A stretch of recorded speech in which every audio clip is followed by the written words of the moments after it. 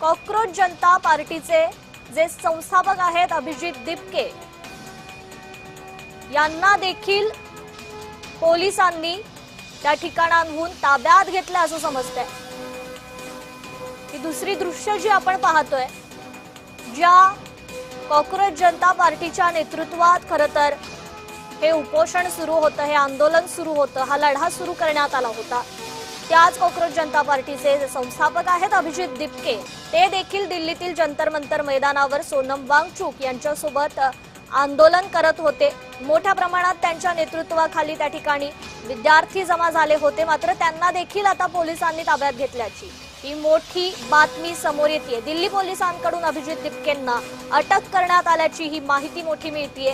खरं तर 2 दिवसांनंतरच अगदीच 20 तारखेला मोठं आंदोलन छेडलं जाणार होतं। देशातील शिक्षण व्यवस्थेविरोधात खरं तर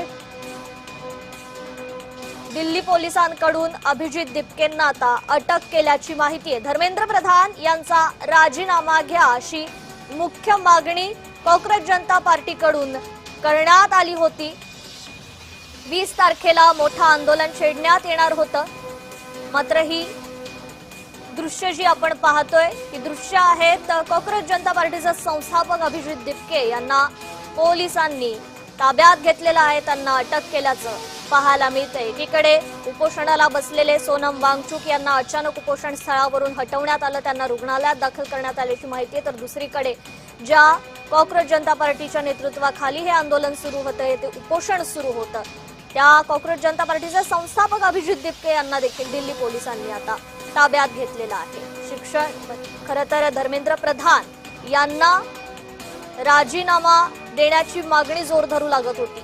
सर्व स्तरातून ही मागणी विद्यार्थ्यांकडून वाढत होती, मग जे विरोधी पक्षातील राजकीय नेते आहेत त्यांच्याकडून देखील वारंवार ही मागणी करण्यात येत होती। 20 तारखेला या संदर्भात मोठं आंदोलन दिल्लीत छेडलं जाणार होतं। मोठ्या प्रमाणात विद्यार्थी आक्रमक झाल्याचं पाहायला मिळालं।